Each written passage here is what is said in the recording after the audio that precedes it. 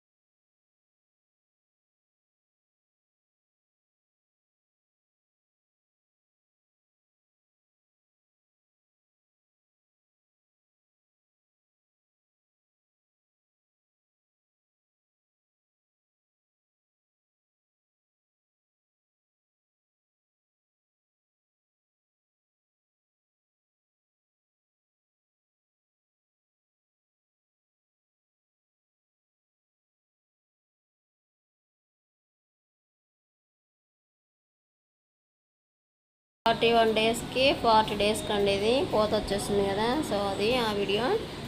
ఇలా పూత వచ్చిన తర్వాత మనం శనక్కాయ అనేసి తవ్వుకోవాలి. బట్ ఎండలు ఎక్కువ ఉండడం వల్ల ఫస్ట్ వాటర్ వేసేసుకున్నాను అండి. ఆరిపోయిన తర్వాత తవ్వుకోవచ్చు అని చెప్పేసి ఫస్ట్ వాటర్ వేసేసుకున్నాను.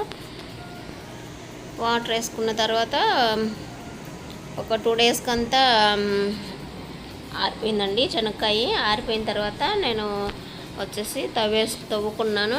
సో అది మీ అందరికీ ఇప్పుడు షేర్ చేస్తాను. చూడండి ఫ్రెండ్స్, ఎలా శనక్కాయ తవ్వానో మీరు అందరు చూడండి ఫ్రెండ్స్. మీకు ఎలా అనిపించిందో కామెంట్ బాక్స్లో తెలియజేయండి.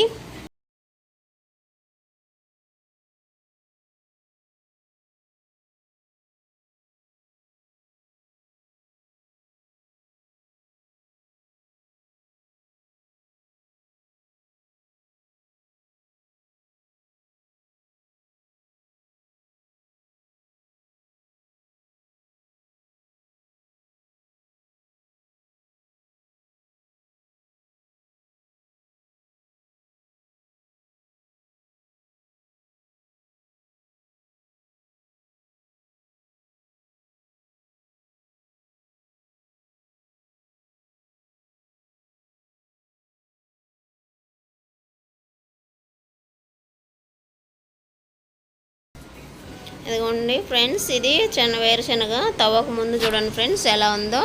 ఇంకా అక్కడక్కడ ఫ్లవర్స్ కనపడతా ఉన్నాయి కదండి. వాటర్ వేసుకున్న 2 డేస్ తర్వాత ఇది కొంచెం ఆరిపోయిందనమాట. లోపల కొంచెం ఇంకా తేమ ఉంది. బట్ నేనైతే ఇలా తవ్వేసుకున్నా అండి. లోపలంతా గడ్డి ఏమన్నా గబ్బు చెట్లు అవంతా ఉంటే ఆ చెట్లన్నీ తవ్వేసుకొని తీసేసుకోవాలి ఫ్రెండ్స్. ఇదంతా అయితే వేరుశనగ తవ్వక ముందు తీసిన వీడియో అండి. సో ఇప్పుడు మనము వేరుశనగ ఎలా తవ్వుకోవాలో చూద్దాము.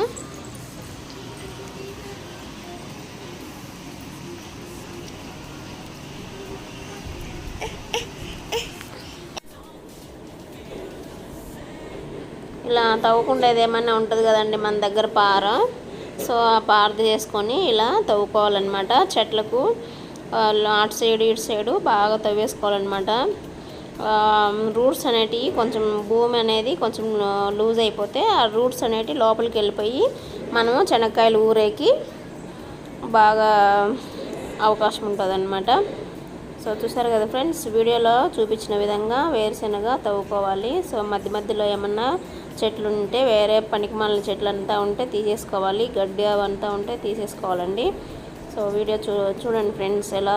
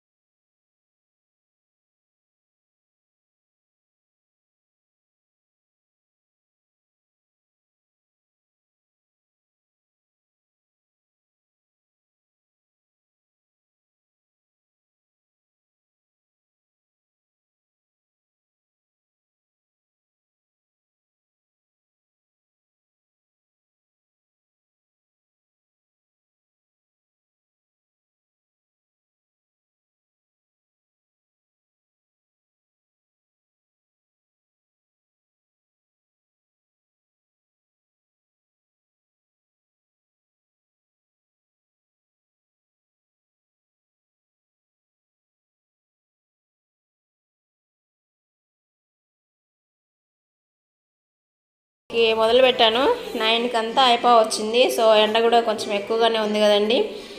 సో మీకు స్వీట్ కార్న్ ఎలా వేసుకోవాలో చూపించాను కదండి ఒక వీడియోలో. సో వెనకాల చూడండి స్వీట్ పొటాటో ఎలా వచ్చిందో, కొంచెం బాగా వచ్చింది కదా. సో స్వీట్ పొటాటోకి కూడా ఇంకా వాటర్ అయితే వేయలేదు, మొక్కజొన్నకి ఇంకా ఒక 1 వీక్ అలా ఉండేసి వాటర్ వేసేస్తాను. ప్రజెంట్ వేరుశనగకి వాటర్ అవసరం కాబట్టి సో దీనికి వేరుశనగకి వేసుకుంటా ఉన్నాను. ఇది తవ్వేసుకొని చూసారు కదా ఫ్రెండ్స్ వేరుశనగ ఎలా తవ్వుకోవాలో. సో మీరు కూడా ట్రై చేయండి ఫ్రెండ్స్. మీ ఇంట్లో కుండీలలో కూడా వేసుకున్నా కూడా ఎంచక్క బాగా వస్తాయి అన్నమాట, తినచ్చు. అలాగే మీ పిల్లలకు కూడా వీటి గురించి తెలిసినట్లు ఉంటుంది, నేర్చుకున్న వాళ్ళు అవుతారు కదండి.